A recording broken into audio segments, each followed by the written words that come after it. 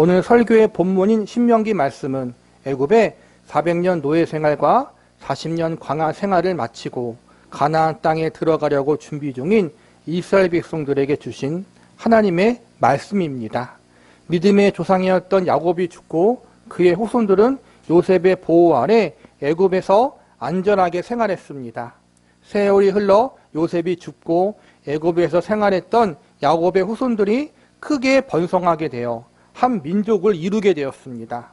야곱의 후손들은 그의 조상 야곱이 하나님께로부터 새롭게 받은 이름인 이스라엘을 자신들의 민족 이름으로 부르게 되었습니다. 야곱의 후손인 이스라엘 민족은 크게 번성하게 되는 것에 위기를 느낀 애굽 사람들이 그들을 노예로 삼아버립니다. 이스라엘 민족은 400년간 애굽 나라에서 노예로 살며 크게 고난당합니다. 하나님은 노예로 고난받는 이스라엘 백성들을 불쌍히 여겨 모세라는 지도자를 보내주사 그들을 구원해 주셨습니다. 애굽의 노예 생활에서 벗어나게 하사 자유를 주십니다. 그리고 오래전 이스라엘 민족의 조상인 아브라함과 이삭과 야곱이 살았던 가나안 땅을 그들의 기업으로 주시겠다고 약속하십니다. 이 약속으로 말미암아 자유를 얻은 이스라엘 민족은 하나님이 예비하신 약속의 땅 가나안을 향해 걸어가게 됩니다. 그런데 가나안 땅을 향해 걸어가는 도중 이스라엘 백성들이 하나님 앞에 여러 가지 불순종의 죄를 범하게 됩니다. 이로 인해 이스라엘 백성들은 하나님 앞에 징계를 받아 40년 동안 가나안 땅에 들어가지 못하게 되고 광야에서 방황하게 됩니다. 그러나 다행히도 하나님께서는 40년 광야 생활의 징계 기간에도 그들을 버리지 아니하시고 그들의 잘못을 고치시는 교육의 시간으로 활용하십니다.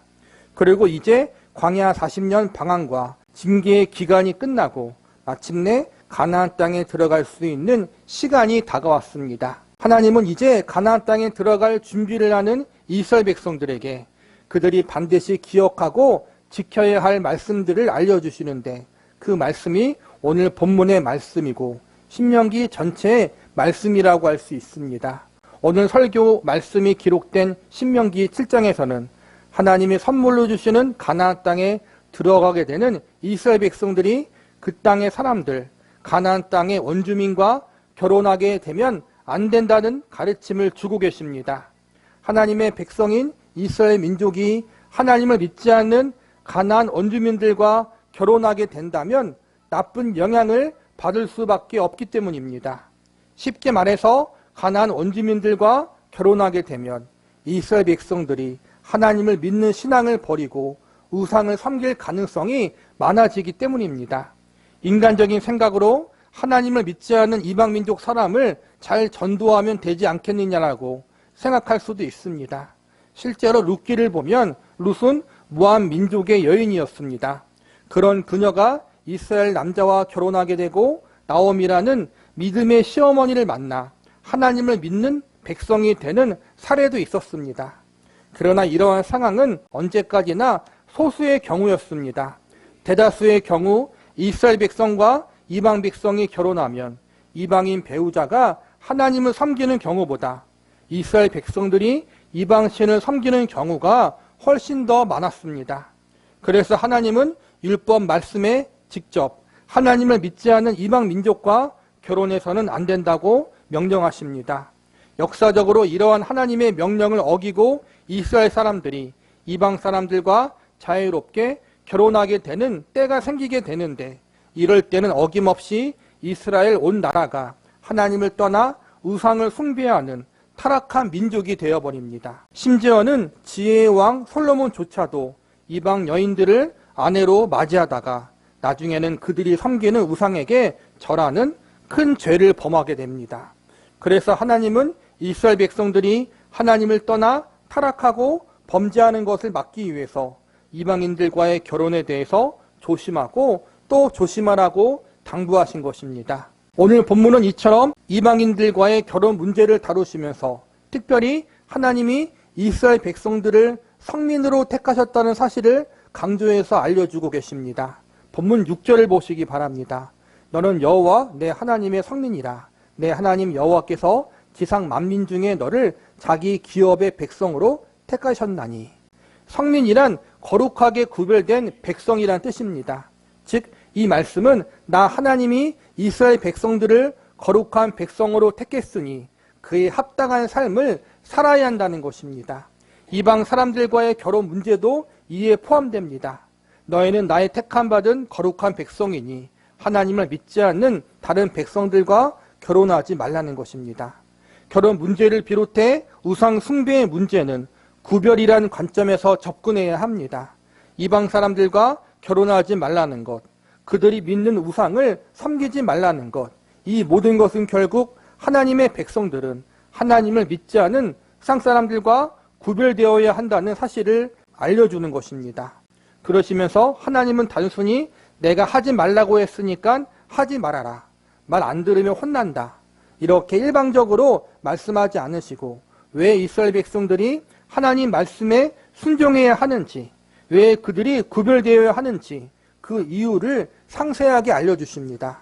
우리는 오늘 본문의 말씀을 통해서 하나님의 백성들이 왜 하나님 말씀을 지켜야 하고 거룩히 구별된 존재로 살아야 하는지 이에 대한 가르침에 대해서 알아보도록 하겠습니다. 하나님 백성들이 하나님의 말씀을 지키고 거룩히 구별된 존재로 살아가야 하는 첫 번째 이유는 하나님의 사랑을 입은 존재이기 때문입니다.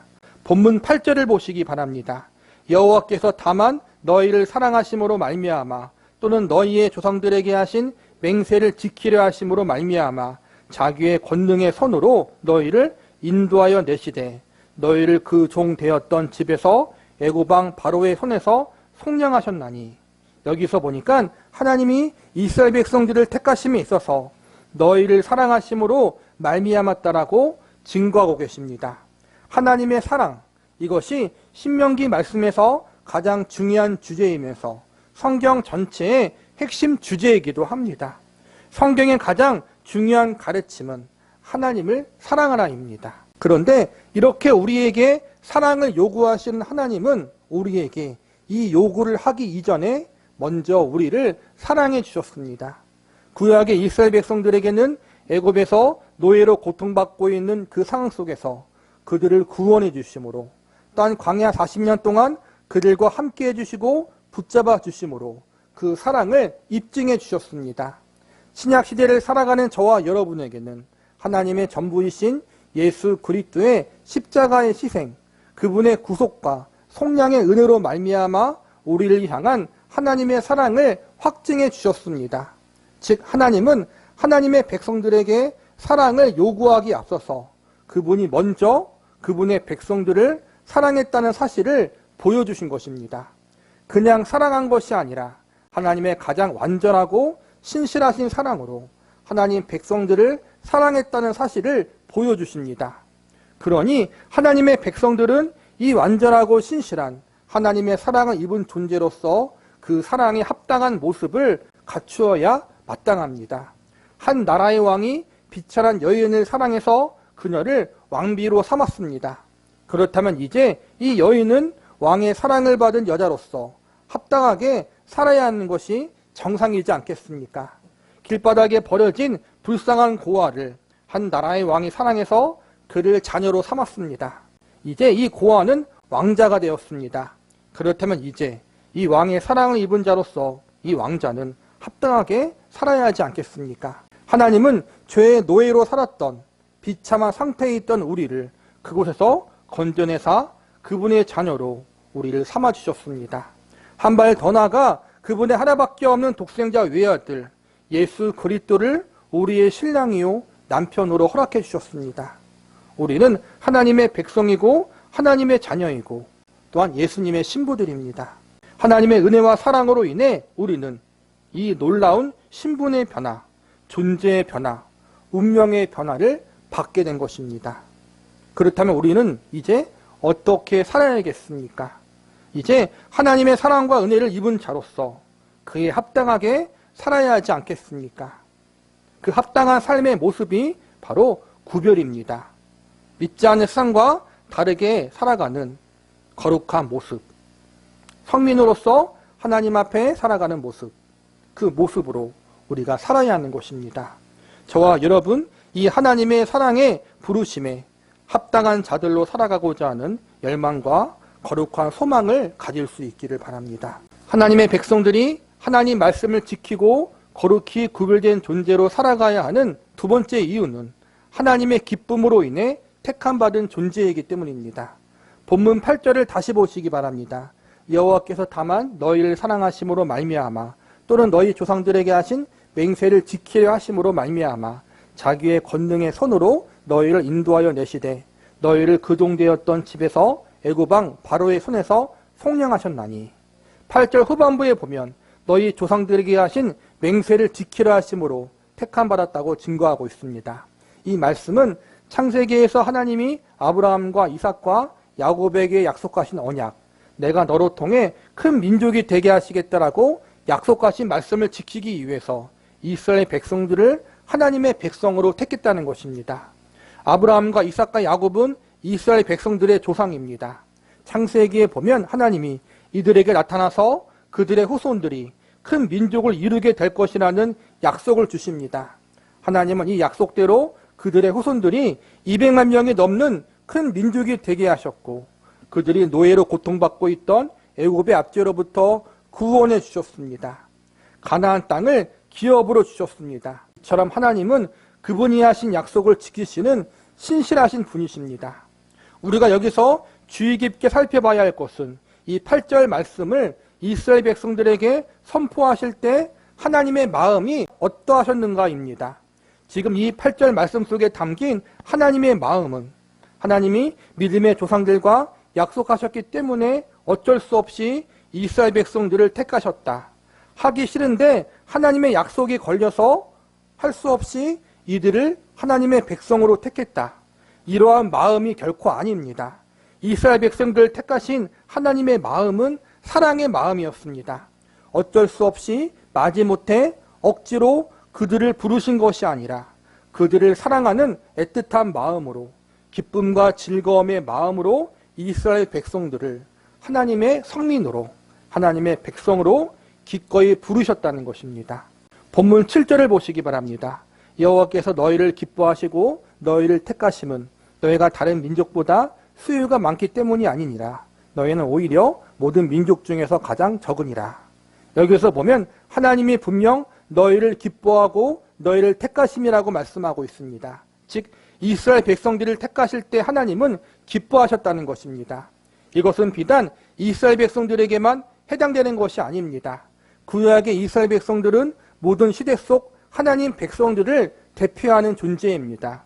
신약에서 하나님의 백성들은 구원받은 모든 그리스도인들입니다. 구약의 이스라엘 백성들을 사랑하시고 기뻐하심으로 그들을 하나님의 백성으로 택하셨던 것처럼 동일한 마음으로 오늘날 저와 여러분을 하나님이 예수님의 십자가의 은혜로 말미암아 구원하시고 당신의 사랑하는 자녀와 백성으로 삼으셨다는 사실을 우리는 믿어야 합니다. 이스라엘 백성들에게는 아브라함을 비롯해 그들의 조상들과 하나님이 맺으신 언약이 있었습니다. 그리고 신약을 살아가는 저와 여러분에게는 태초부터 하나님 마음속에 우리를 당신의 자녀와 백성으로 부르시고 택하시려는 계획이 있었습니다. 그리고 그 계획은 예수 그리스도의 십자가의 은혜, 구속과 속량의 은혜를 통하여 저와 여러분에게 실현되었습니다. 그러므로 우리는 하나님 앞에 감사하고 또 감사할 수밖에 없는 것입니다. 여기서 반드시 기억해야 할 것이 있습니다. 그것은 하나님의 약속의 실행이 결코 이스라엘 백성들이나 우리가 잘나서 이루어진 것이 아니라는 것입니다. 이스라엘 백성들이 무언가 다른 민족보다 우월하거나 특출나게 뛰어났기 때문에 하나님이 택하신 것이 아니라는 것입니다. 그럼 왜 택하신 것입니까? 그것은 하나님이 사랑하시고 기뻐하셔서 그런 것입니다.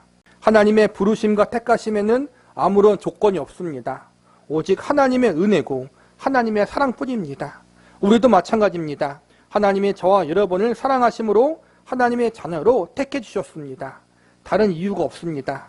가끔 세상 사람들은 고아원에서 자녀를 입양할 때 잘생기고 똑똑해 보이는 애들을 입양하기를 원합니다. 입양에도 나름 조건이 있습니다. 입양해서 내 자녀로 삼을 만한 조건을 찾는 것이 세상 사람들의 마음입니다. 그러나 하나님은 다르십니다. 그냥 처음부터 하나님이 저와 여러분을 기뻐하심으로 주의 백성으로 불러주셨습니다. 이것이 우리를 향한 조건 없는 무조건적인 하나님의 아가페 사랑인 것입니다. 우리가 이 사실을 믿을 때 우리는 우리에게 한량없는 사랑을 베풀어 주신 하나님께 무한한 감사와 감격의 찬양을 올려드릴 수밖에 없습니다. 이 사실을 우리가 확신할 때 우리는 스스로 자원하여 하나님의 한량없는 은혜와 사랑을 받은 우리가 하나님 앞에 거룩히 구별된 존재로 바로 서겠습니다. 이렇게 고백할 수 있는 자리에 설 수 있게 됩니다. 하나님이 이스라엘 백성들에게 원하시는 바가 바로 이것이고 오늘날 저와 여러분에게 기대하시는 모습이 바로 이러한 모습인 것입니다. 우리는 자꾸 하나님 백성들에게 강압적으로 협박하면서 너 내 말 안 들으면 혼난다. 죽을래 살래. 이런 방식으로 순종을 요구하시는 무서운 하나님으로 생각하는 경향이 있습니다.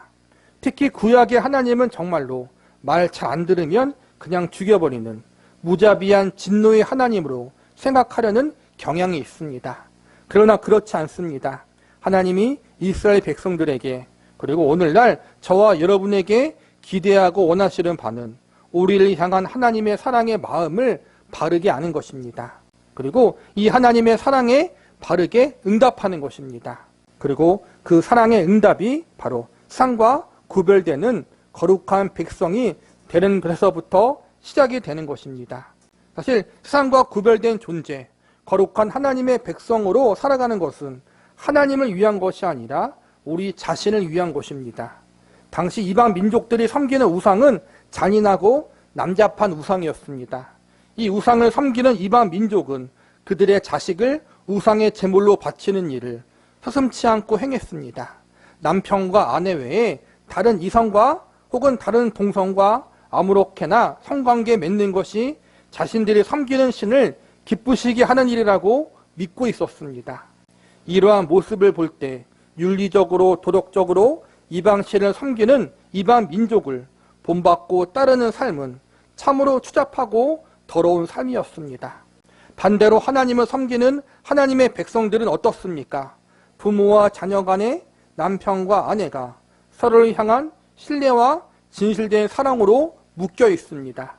하나님의 백성들은 그들의 가정은 도덕적이고 윤리적으로 건강한 가정을 추구합니다. 딱 보아도 하나님을 섬기는 것이 이방신을 섬기는 것보다 좋습니다. 우리 자신한테도 좋고 우리 자녀와 배우자, 우리가 속한 가정에도 좋습니다. 그러니 상식적으로 생각해 보아도 우리가 하나님을 섬기는 것은 복된 일이고 하나님의 백성으로 살 수 있다는 것도 너무나 감사한 일입니다.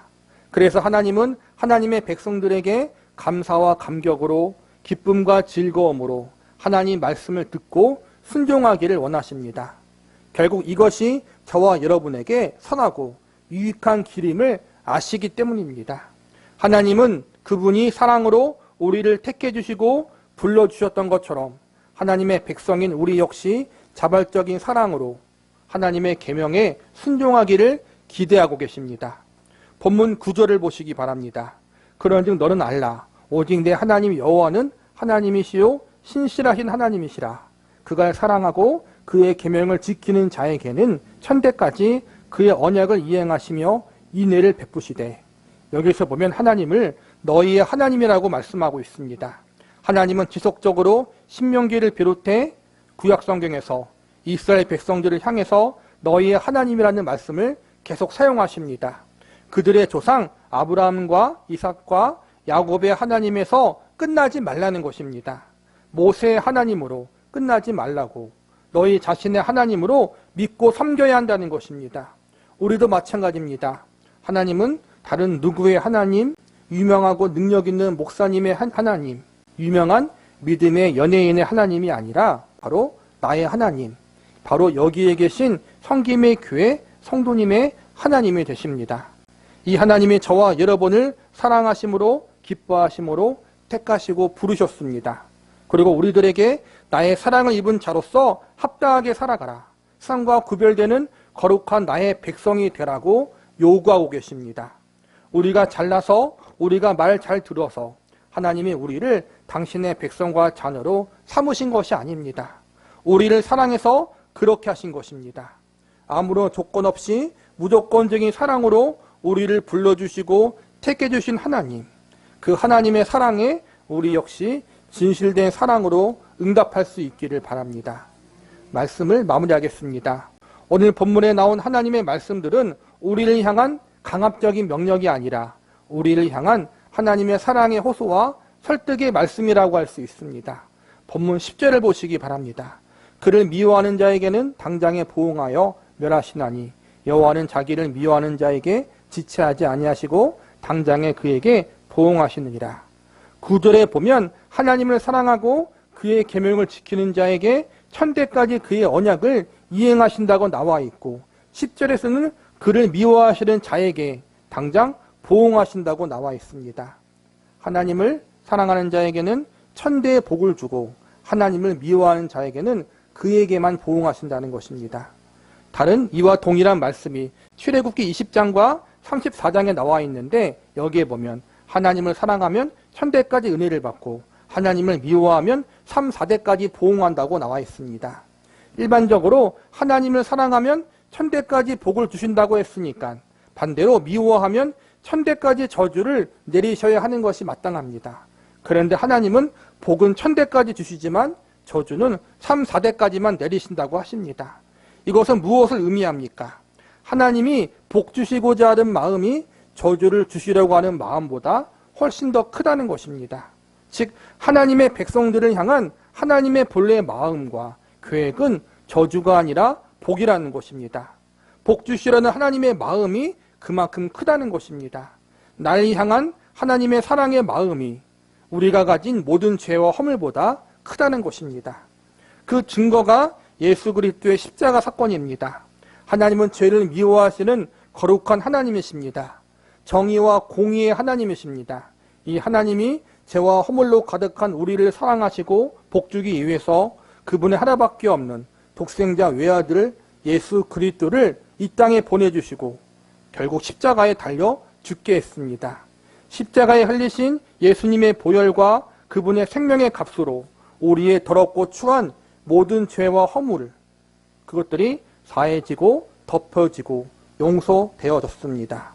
그분의 가장 소중한 독생자 외아들의 생명을 주기까지 우리를 사랑하시고 복 주시기를 바라시는 하나님, 그 하나님이 우리에게도 사랑을 원하고 계십니다. 본문 11절을 보시기 바랍니다. 그런즉 너는 오늘 내가 내게 명하는 명령과 규례와 법도를 지켜 행할지니라. 이 말씀은 하나님 말씀을 잘 지키면 복 주고 그렇지 않으면 징계한다는 경고성 차원의 말씀이 아닙니다. 이 말씀은 창조주 하나님, 전지전능하신 하나님이 나를 예수님의 생명과도 같이 사랑했으니 나 역시 그 사랑에 바르게 반응하기를 하나님이 원하고 기대하신다는 것입니다. 우리를 구원하고자 그분의 아들 예수님의 생명을 내어주신 하나님이 결코 우리에게 나쁜 것, 안 좋은 것을 주실 리가 없습니다. 그분이 우리에게 명령하신 것은 우리에게 좋은 것이고 선한 것입니다. 우리는 이 사실을 믿고 억지로가 아니라 하나님의 계명에 기쁨으로 순종하는 자리로 나아갈 수 있어야 합니다. 하나님, 나를 사랑으로 부르시고 택해 주셨던 것처럼 나도 하나님을 사랑합니다.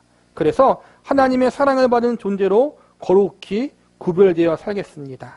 하나님 말씀에 억지로가 아니라 기쁨으로 감사함으로 순종하며 살겠습니다. 이런 고백을 할 수 있는 자리까지 갈 수 있는 저와 여러분이 되기를 바랍니다. 그리고 우리의 신앙의 이유와 목적이 내 거룩과 순종의 이유가 복받기 위해서 무언가 하나님께로부터 얻어내기 위해서가 아니라 다른 어떠한 것에 있는 것이 아니라 나를 사랑하신 하나님, 그분 자체가 될 수 있기를 바랍니다. 하나님을 사랑하는 것이 내 삶의 이유가 되고 원인이 되고 하나님을 사랑하는 것이 내 삶의 목적이 되어 거룩히 구별되는 삶, 그분의 기뻐하시는 뜻대로 순종하는 삶을 살아갈 수 있는 우리 성김의 교회 성도 여러분이 될 수 있기를 기도합니다.